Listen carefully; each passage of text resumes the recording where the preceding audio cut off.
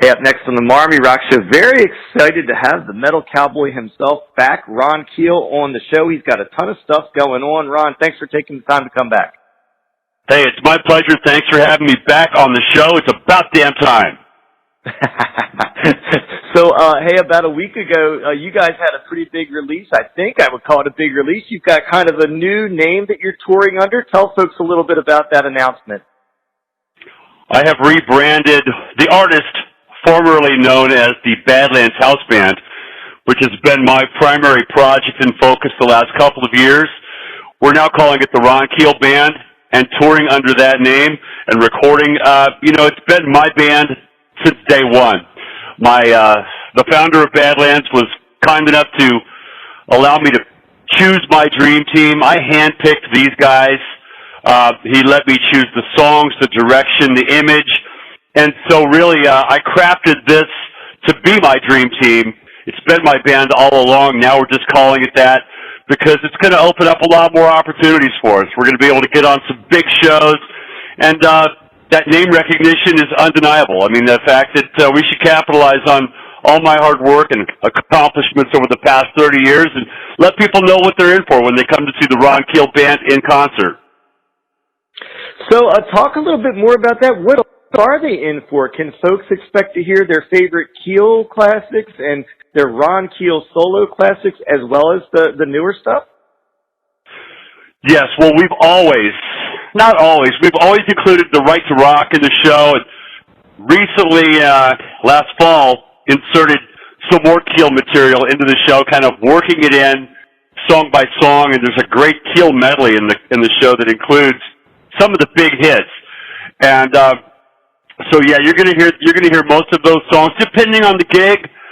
If we're opening up for one of those classic '80s metal bands, or hard rock bands, I should say, if we're on the bill with Bret Michaels and Lita Ford, you're gonna hear a heavy dose of Keel and from some stuff from throughout my career. But it's still a show band.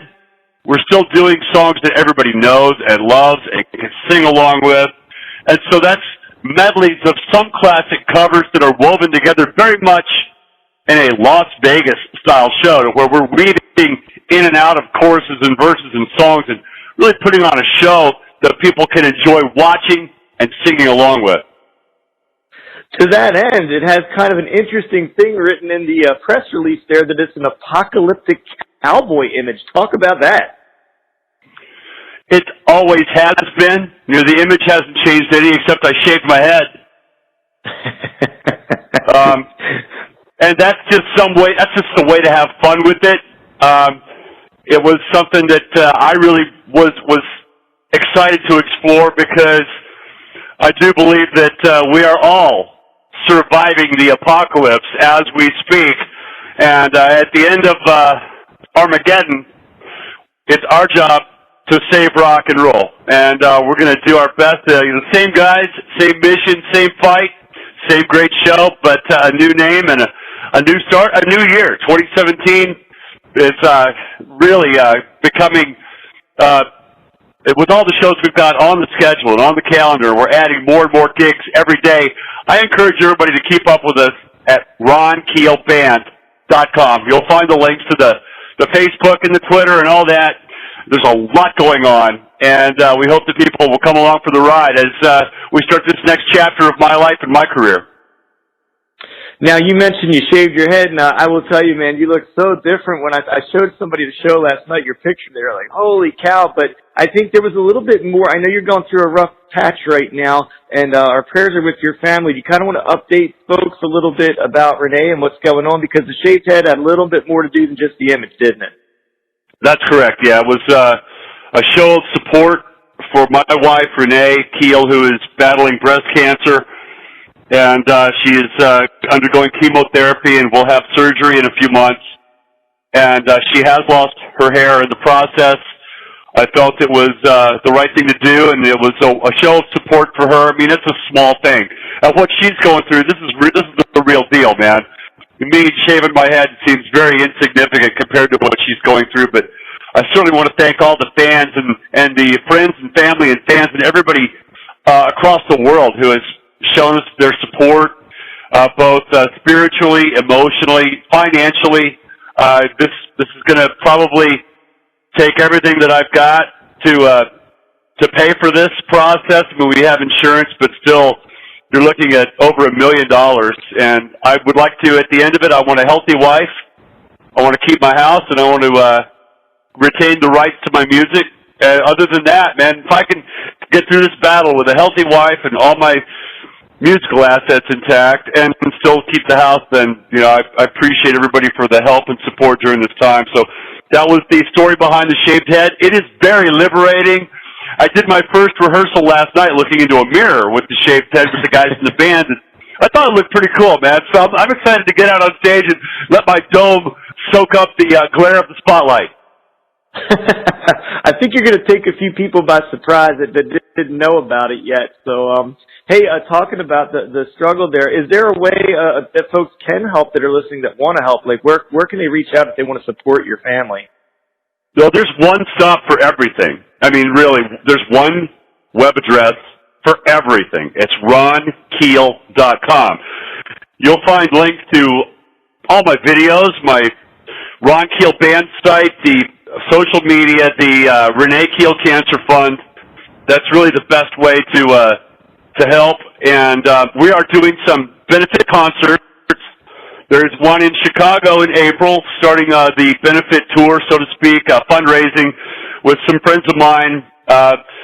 Kip Winger, Joel Hextra, and Brandon Gibbs and I are going to do a show together in Chicago in April to start raising awareness for breast cancer in general and Renee in particular. So this is a breast cancer benefit that I'm doing in Chicago with Kip and Joel and Brandon.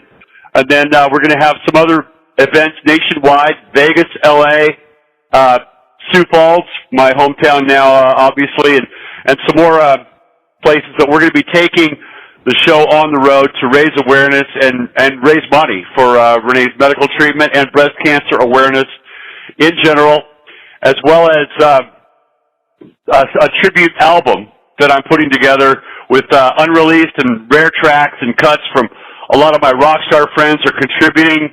It's called Rockers for Renee, and it's going to be a great collection of music that all my friends are donating a song, and some big names and some bands that you might not have heard of as well.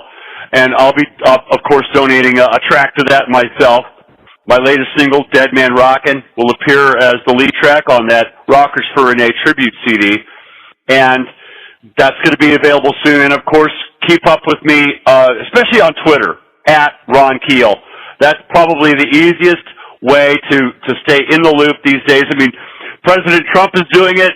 I need to do more of it. So I'm going to continue to develop my Twitter skills and try and stay in touch with people on Twitter at Ron Keel. That's a great way to stay in the loop and find links to all the stuff that I'm doing, whether it's the new band, the new music, the concert tours, the benefit projects, all that stuff can be found. Especially the Twitter feed is the best way to stay up to date and in the loop at Ron Keel. Hey, we've been really inspired by your courage, first of all, and obviously by Renee's courage. I was reading some of the posts in the Rock for Renee group and on Facebook, and she's just been really open with the world about this battle, and I just commend you guys for because I know there's other people sharing the struggle who I'm sure are finding strength through you guys. So to you and her, man, commendations on how courageous you guys seem about battling this. So. Well, thank you. That blog and her sharing we're really sharing the experience from an emotional and physical and medical standpoint. That's her decision, and I totally support whatever she needs to do or wants to do to get through this process fully healthy, mentally, spiritually, and physically. That's my goal. And it seems very empowering for her, she says, to do that. That blog post and kind of just really be authentic and show anyone who cares or anyone who wants to read or see or watch the process of going through this from diagnosis to hopefully within 4 to 6 months being fully cancer-free. It was really cool to start reading this post, and again, to commend her.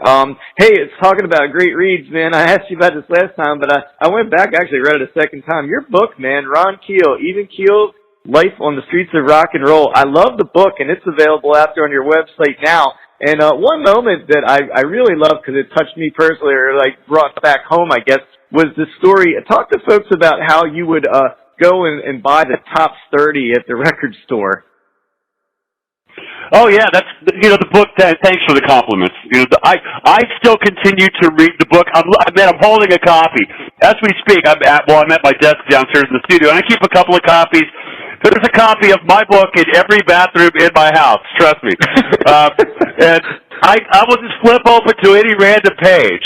And now it's far enough behind me. I mean, it's been out 3 years.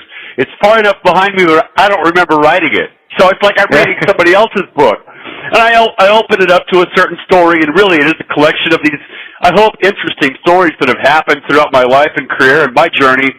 But the top 30, that was fantastic. I still talk about that all the time, and that's how I learned to play and sing and write and all that. I earned $30 working with my dad on a construction site. And back then we had the 45s, the 45 RPM vinyl record. So I went into Kmart, and I think they were probably 75 cents a piece, and I bought the entire top 30. The number one song on the charts down to the number 30 song on the charts. I bought the top 30 of 45. Spent about $30 or so, tax it all. Take them home, and you put them on your little record player, and put the headphones on and play along. And then the next week, of course, you go back, and you don't have to fork out $30 because there's probably 5 songs that have dropped out of the charts and 5 new songs that have taken their place. So you fork out $5, and you get the new songs that are in the top 30. So I used to collect the top 30 singles. And back then, it was very diverse. I think that really created my musical identity as being so diverse, because you could get Michael Jackson, the Jackson 5 actually back then, the Osmonds, the Eagles, Black Sabbath, Led Zeppelin, Deep Purple, and it was all pop music at the time. It was all top 30. So literally those records would drop on my record player, and I would go from playing some sappy pop tune to jamming out with Zeppelin and Sabbath and Purple. And to me, it was all pop music. It was all the top 30. And that created this perception within myself that it's all rock and roll. It's all music. It's all good. I of course was drawn to the songs that, there's songs that in 1971 I was 10 years old. I had no idea what they even meant. And now, at this age, I see what those singers and songwriters were living and writing about, and these songs still mean so much to me. Some of them, like Kenny Loggins' Please Come to Boston. I mean, a song that, when I was 10 years old, I had no idea what it was like traveling around, being a musician, and missing someone who's far away. And, man, I've lived it and been there and done that now. So songs like that still resonate within me. And you'll find a lot of stories about that in the book. I appreciate everybody the response to the book is still incredible. People are still finding out about it. People are still buying it. And I recommend you do what I do. Keep one copy of my book, Even Keel, in every bathroom in your house, and then also download the ebook version for your Kindle or Nook or all that. And all those links are at the website, ronkeel.com. And of course, all the proceeds from anything that I sell now, whether it's a CD or a T-shirt or a book or a song, a download, all of those proceeds are going towards my wife Renee's medical treatment. Every asset that I have, I'm selling a lot of memorabilia and stuff that, when I die, my kids are going to have to deal with it. I've got a garage full of my career. I mean, posters and artwork and magazines and vinyl records and, just a lot of memorabilia and keepsakes from an amazing career in rock and roll. They're not real. I don't hang stuff around the house. I don't have any shrines to myself in my house. I don't have anything on the wall or, so I don't really have a use for this stuff. There's fans out there that would dig it, and the money's going to a good cause. So please keep up with me online and find out if you want to take a little piece of Keel history home with you. I've got a lot of stuff that's going to be listed in the very near future. So all of those great things you launch from RonKeel.com, and that's where you will find out all about the newly announced Ron Keel Band. You'll hear about the new single, which, by the way, kudos, it's a cool one, the Dead Man Rockin' single. You can buy the book we were just talking about, Even Keel, Life on the Streets of Rock and Roll. And Ron, I can't thank you enough for being here again. I know how busy you are right now, so all your fans and us here at the Marmy Rocky, first of all, Rock Show, our thoughts and prayers are with you and your family, and we really appreciate you being so open and sharing with your fans. Man, I really appreciate the opportunity. Thank you for having me on. Let's do it again soon.